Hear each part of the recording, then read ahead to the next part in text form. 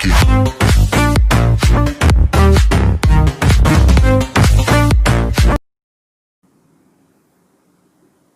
Haleluya.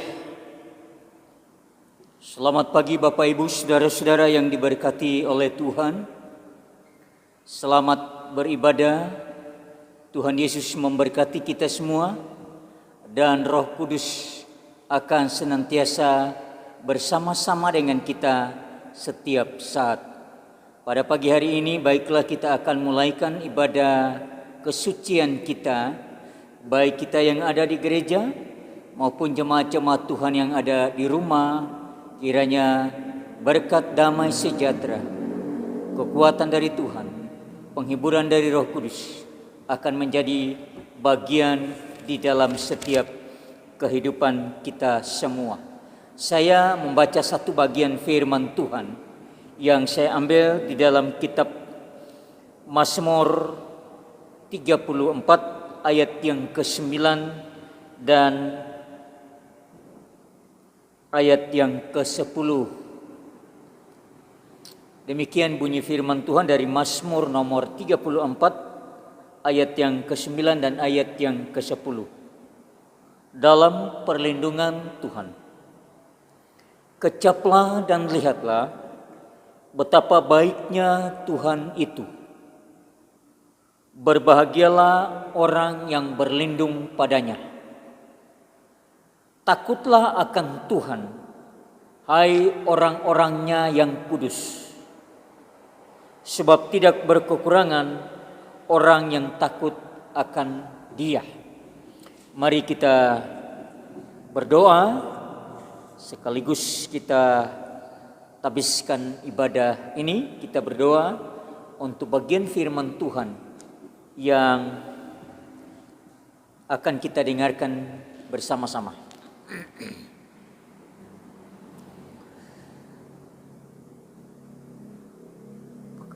Hamba habiskan ibadah kesucian pada pagi hari ini di dalam nama Allah Bapa, Putramu Yesus Kristus dan Roh Kudus. Amin.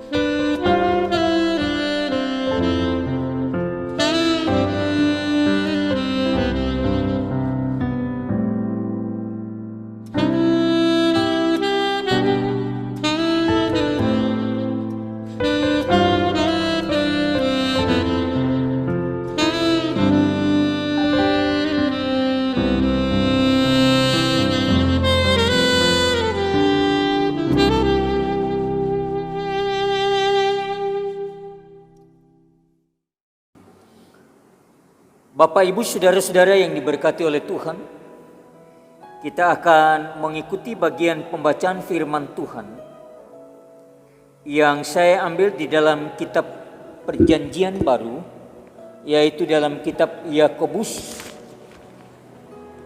pasal 5 ayat yang ke-17 dan ayat yang ke-18. Yakobus pasal 5 ayat yang ke-17 dan ayat yang ke-18 mengenai sumpah dan doa untuk orang sakit. Elia adalah manusia biasa sama seperti kita, dan ia telah bersungguh-sungguh berdoa supaya hujan jangan turun, dan hujan pun tidak turun di bumi selama 3 tahun dan 6 bulan. Lalu ia berdoa pula dan langit menurunkan hujan dan bumi pun mengeluarkan buahnya. Saya mengajak kita semua untuk kita berdoa untuk mempersiapkan hati kita, pikiran kita mendengarkan bagian dari firman Tuhan. Mari kita berdoa. Bapa kami yang di surga, terima kasih Engkau sudah memberkati kami sampai pada pertengahan ibadah ini. Dan saat ini kami akan belajar dari firman-Mu. Biarlah firman-Mu ini akan menolong kami, supaya kami dapat memahaminya, supaya kami dapat mengerti kasih Tuhan, kebaikan Tuhan, kemurahan Tuhan, pertolongan Tuhan, yang selalu nyata dalam kehidupan kami semua. Terima kasih Bapa di surga, hamba-Mu yang menyampaikan kebenaran-Mu pun diberkati oleh Tuhan. Bapa di surga, biarlah firman-Mu yang kami sampaikan dan kami dengar ini, kami lakukan dalam kehidupan kami semua. Berdoa bagi bangsa dan negara kami. Kiranya bangsa dan negara kami ini diberkati oleh Tuhan, dilawat oleh Tuhan, dijauhkan dari orang-orang yang berbuat hal-hal yang tidak berkenan di hadapan Tuhan. Dijauhkan dari orang-orang yang berbuat supaya bangsa dan negara kami ini menjadi hal-hal yang tidak berkenan di hadapan Tuhan. Supaya bangsa dan negara kami ini bangsa dan negara yang takut akan Tuhan, yang diberkati oleh Tuhan dan yang berkenan kepada Tuhan. Hamba juga berdoa bagi presiden dan wakil presiden dan semua para menterinya. Tuhan juga memberkati mereka. Hamba berdoa bagi kami semua yang ada di dalam bangsa dan negara kami ini, pribadi kami masing-masing diberkati oleh Tuhan. Terima kasih Bapa. Kami akan mendengarkan firman-Mu. Inilah doa kami di dalam nama Tuhan Yesus, hamba berdoa dan mengucap syukur. Amin. Bapak, Ibu, saudara-saudara yang diberkati oleh Tuhan, seringkali kita mendengarkan bagian dari uraian firman Tuhan ini. Tetapi satu hal yang saya mengatakan, kita tidak pernah putus asa, kita tidak pernah berhenti untuk mendengarkan dan melakukan firman Tuhan dalam kehidupan kita. Oleh sebab itu pada pagi hari ini saya memberi judul firman Tuhan, yaitu doa mengubah segala sesuatu.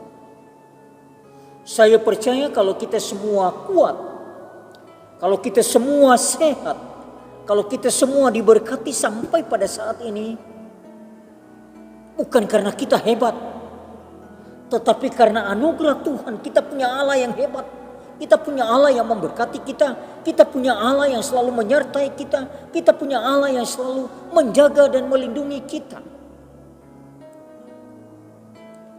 Maka pada pagi hari ini kita berbicara tentang doa, maka kita semua mengetahui bahwa doa adalah bagian yang tidak terpisahkan dari kehidupan Bapak dan Ibu, saudara-saudara, dan semua orang yang percaya.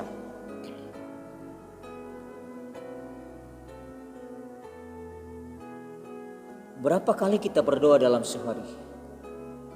Tetangga kita yang tidak seiman dengan kita, mereka punya waktu, 5 waktu untuk berdoa. Bapak Ibu Saudara-saudara yang diberkati oleh Tuhan, menurut kamus besar bahasa Indonesia, doa adalah permohonan, harapan, permintaan, dan juga pujian kepada Tuhan.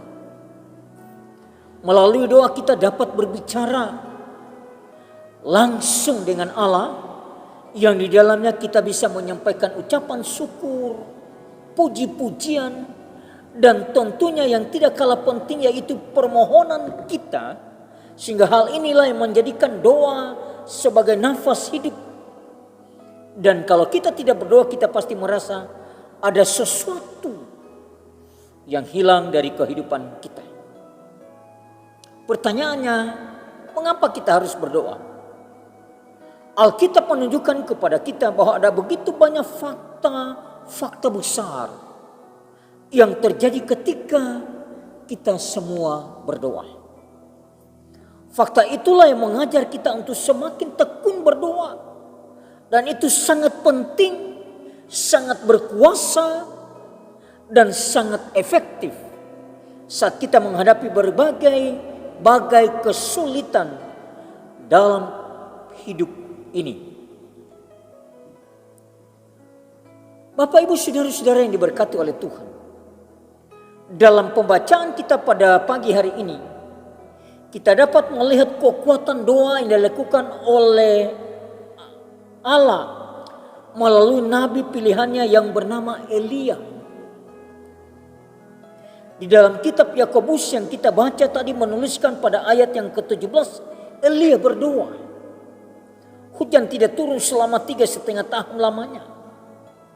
Dan pada ayat yang ke-18, Elia berdoa agar langit menurunkan hujan dan hujan pun turun dan bumi mengeluarkan buah. Sangat luar biasa. Kita semua juga berdoa supaya kita tetap dijaga oleh Tuhan. Kita semua juga tetap berdoa supaya kita semua diberkati oleh Tuhan. Kita semua juga berdoa supaya kita tetap ada dalam lindungan Tuhan. Luar biasa. Sampai saat ini itu yang kita alami dalam kehidupan kita. Doa dapat mengubah segala sesuatu. Segala sesuatu yang bagi kita sangat mustahil, tetapi dibuatnya menjadi mungkin karena doa yang kita naikkan kepada Tuhan. Bapak Ibu Saudara-saudara yang diberkati oleh Tuhan, mengapa hal itu bisa terjadi? Apa rahasianya di balik doa yang dipanjatkan oleh Nabi Elia? Mungkin ini juga merupakan pertanyaan bagi kita semua. Apa rahasianya di balik doa yang Bapak Ibu Saudara naikkan kepada Tuhan? Yang pertama adalah Elia adalah orang yang taat dan bergantung sepenuhnya kepada Allah. Perjalanan hidup Elia banyak mengalami hal yang membawa risiko bagi dirinya sendiri. Ketika Allah memerintahkan Elia untuk pergi pada Raja Ahab karena Raja Ahab telah melakukan dosa besar dan tidak pernah dilakukan oleh Raja Israel sebelumnya, yaitu mendirikan begitu banyak Baal di Samaria sehingga bangsa itu menjadi bangsa yang mendua.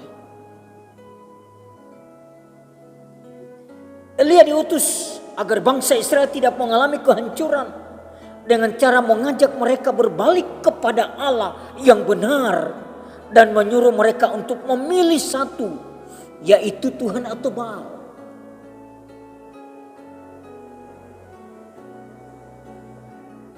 Namun ternyata kemerosotan semakin bertambah dan pada akhirnya karena kekerasan hati mereka, maka Allah menunjukkan kuasanya dengan cara tidak memberi hujan selama 3 tahun 6 bulan sehingga kekeringan, kelaparan terjadi di mana-mana. Dan Allah memelihara Elia dengan cara menyuruh Elia ke sungai Kerib. Di sana ia diberi makan oleh burung gagak dan setelah itu ia pun disuruh oleh Allah untuk pergi kepada seorang janda di Sarfat.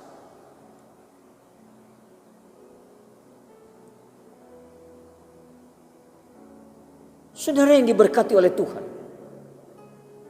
dalam melakukan perintah Tuhan ini bukan berarti Elia tidak mengalami kesulitan. Ada banyak kesulitan yang ia hadapi, tetapi ia memilih taat. Dan Elia pergi untuk melakukan seperti firman Tuhan.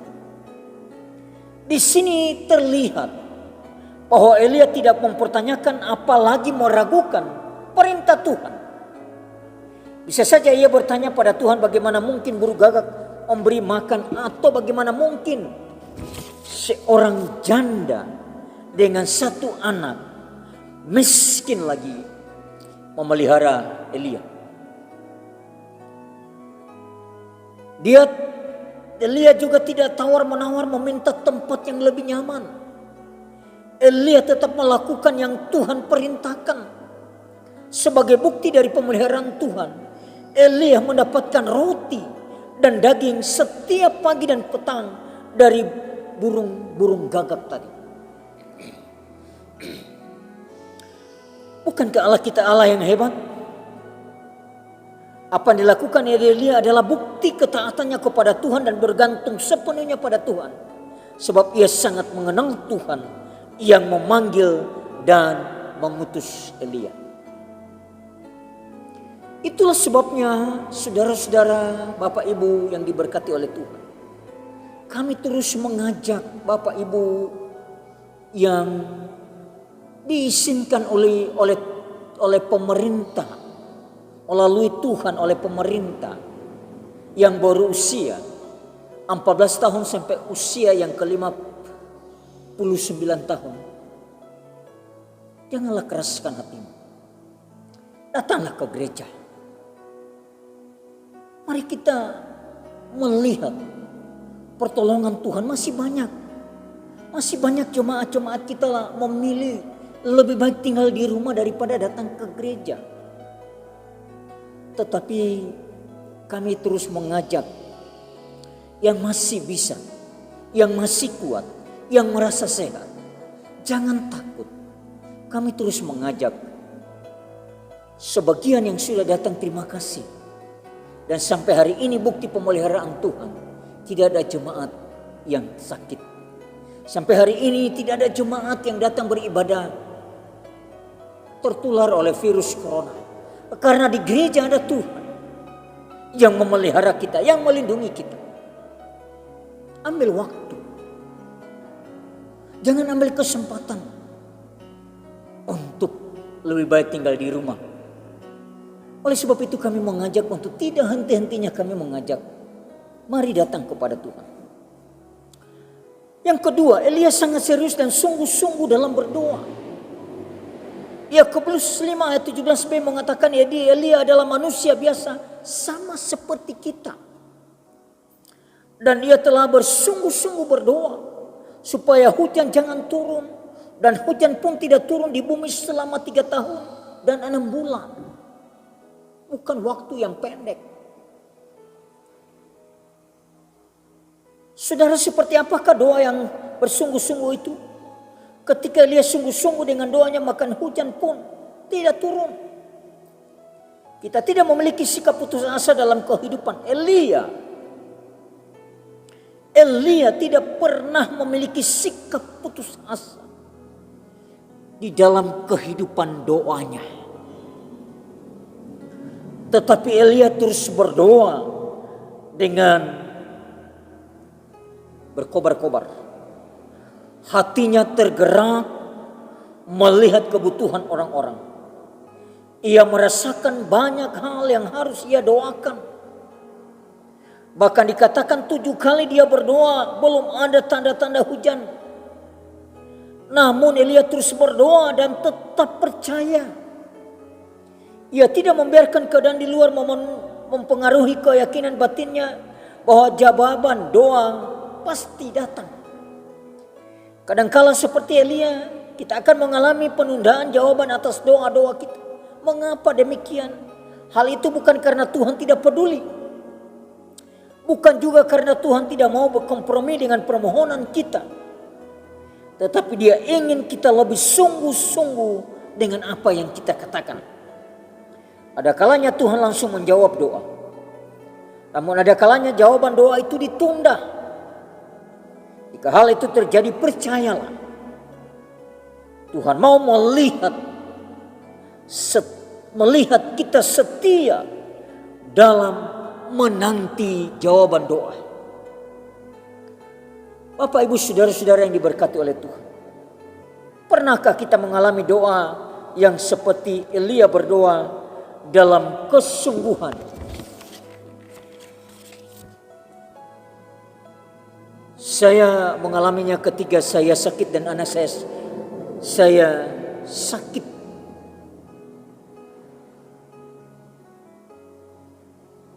Ketika kami sakit tidak ada harapan. Saya berdoa dengan pujian penyembahan. Saya berteriak, saya menangis bahkan sampai tidak mampu mengeluarkan suara, hanya air mata saja. Dan Tuhan telah melakukan perkara yang besar bagi doa yang kami naikkan. Bapak, Ibu, saudara-saudaraku yang diberkati oleh Tuhan, yang terakhir, Elia memiliki tujuan dalam doanya. Dalam menjalani kehidupan ini, bukankah kadangkala Tuhan izinkan kita mengalami suatu kebutuhan yang begitu mendesak sekali? Mungkin dalam usaha kita, pendidikan anak-anak kita, perekonomian keluarga, sakit penyakit, dan berbagai macam persoalan. Kadangkala sudah berdoa tetapi doa tidak dijawab. Hal itu bisa terjadi karena banyak sebab, antara lain mungkin doa, mungkin dosa yang menjadi penghalang. Kita melihat Yesaya 59 ayat yang kedua. Yang kedua, motivasi yang salah dalam berdoa, ingin memuaskan hawa nafsu. Yakobus 4 ayat yang ketiga. Yang ketiga, ingin diberkati dengan uang banyak. Kalau sudah banyak uang digunakan untuk memuaskan pribadi dan melupakan Tuhan. Ini yang sering terjadi dalam kehidupan kita. Kita berdoa dengan tangan terbuka, meminta Tuhan memberkati kita, meminta Tuhan menolong kita. Dan ketika Tuhan menolong dan memberkati pekerjaan kita, memberkati usaha kita, memberkati rumah tangga kita, kita mulai kunci tangan untuk tidak mau memberi kembali berkat Tuhan itu melalui pelayanan Tuhan di gereja. Kita lebih cenderung memenuhi keinginan hati kita. Sehingga kadangkala meskipun kita memiliki banyak uang, tapi kita tidak mengerti kemana uang itu. Saudara dan saya perlu tahu, uang itu adalah milik Tuhan. Persembahkanlah kepada Tuhan dengan baik, dengan jujur, dengan benar. Kemudian yang keempat, ingin diberkati dengan kesehatan. Kalau sudah sehat, tubuh digunakan untuk bekerja dan lupa beribadah serta mencari Tuhan. Mungkin sekarang kita belum menyesal. Ketika kita masih kuat, kita jarang dan tidak mau datang kepada Tuhan. Kita masih berpikir kita masih kuat. Dan ketika kita sudah tua, kita datang kepada Tuhan sudah sangat-sangat terbatas. Dan disitulah baru kita menyesal, sudah tidak ada gunanya. Yang kelima, ingin usaha diberkati. Kalau sudah diberkati, nikmati dan menabung sebanyak-banyaknya, serta lupa memberi untuk pekerjaan Tuhan. Ini semua bagian-bagian yang sering terjadi dalam kehidupan kita. Motivasi yang demikian terkadang kita pikirkan dan harapkan. Tetapi lain halnya dengan doa Elia. Doanya menjadi doa yang berkuasa dan langsung dijawab Tuhan. Karena Elia berdoa bukan untuk kepentingan dirinya, melainkan untuk keselamatan bangsa Israel. Kita berdoa supaya virus corona ini segera berlalu, bukan untuk kepentingan kita, tetapi untuk keselamatan bangsa dan negara kita, untuk keselamatan dunia ini.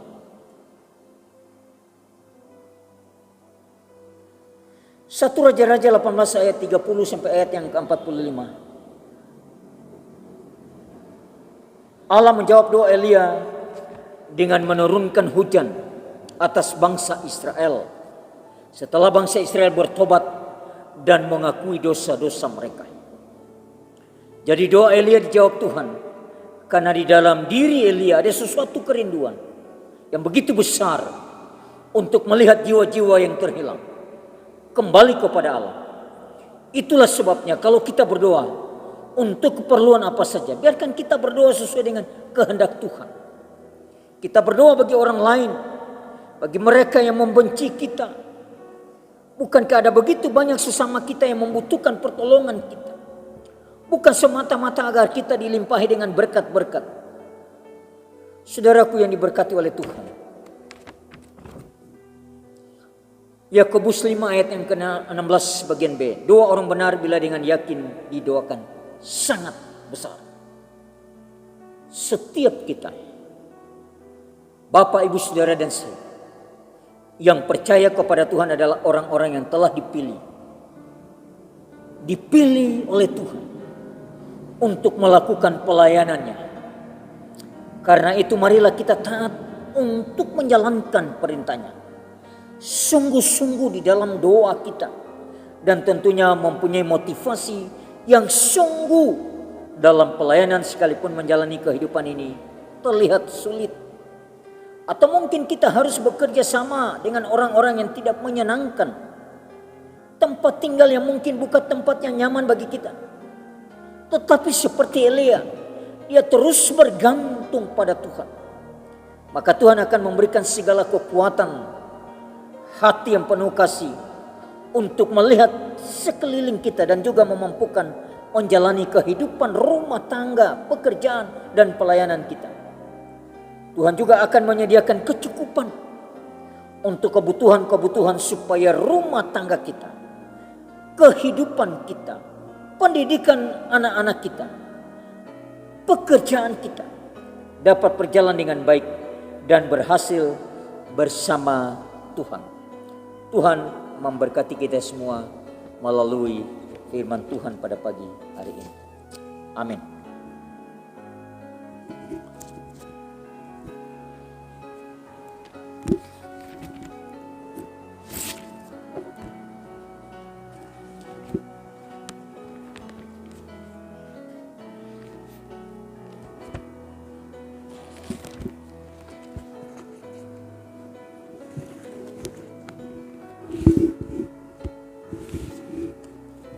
Bapak, Ibu, Saudara-saudara yang diberkati oleh Tuhan, terima kasih dari awal ibadah sampai pada akhirnya Tuhan sudah memberkati kita semua.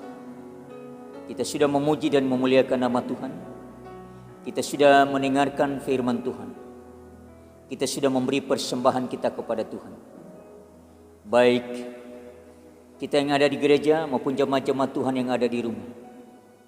Tetap setia dan berilah yang terbaik untuk Tuhan. Sebab Tuhan sudah memberkati kita semua. Kita akhiri ibadah kita dan biarlah sepanjang minggu yang berjalan ini kita terus berdoa bagi bangsa dan negara kita. Kita terus berdoa bagi gereja-gereja, hamba-hamba Tuhan dan semua jemaat-jemaat Tuhan supaya tetap ada di dalam pemeliharaan Tuhan. Dan kita semua tetap sehat, tetap diberkati oleh Tuhan. Terima kasih bagi jemaat-jemaat Tuhan yang sudah beribadah pada pagi hari ini. Dan terima kasih jemaat-jemaat Tuhan yang telah beribadah di rumah. Tuhan memberkati. Mari saya undang kita semua untuk bangkit berdiri. Kita akhiri ibadah kita dengan doa dan doa berkat. Terima kasih Bapa di surga. Dari awal ibadah sampai pada akhirnya Engkau sudah memberkati kami semua. Terima kasih bagi firman-Mu yang sudah kami dengar. Terima kasih kami telah memberi persembahan kami kepada Tuhan. Baik kami yang di gereja maupun jemaat-jemaat Tuhan yang ada di rumah. Kiranya dengan sukacita mereka tidak terbeban untuk memberi persembahan kepada Tuhan. Tetapi mereka mau melakukannya karena mereka menyadari mereka telah diberkati oleh Tuhan. Makasih Bapa sepanjang minggu yang berjalan ini Tuhan menjaga, Tuhan melindungi, Tuhan memberkati kami semua. Inilah doa kami Bapa. Ampuni dosa dan salah kami. Dalam nama Tuhan Yesus hamba berdoa dan mengucap syukur. Jemaat-jemaat Tuhan, arahkanlah hatimu, pikiranmu, dan imanmu dengan sungguh-sungguh. Dan terimalah berkat Tuhan. Kiranya Allah mengasihi kita dan memberkati kita. Kiranya Ia menyinari kita dengan wajah-Nya, supaya jalanmu dikenal di bumi dan keselamatanmu di antara bangsa-bangsa. Amin. Tuhan Yesus memberkati kita semua. Selamat pagi, selamat hari Minggu. Amin.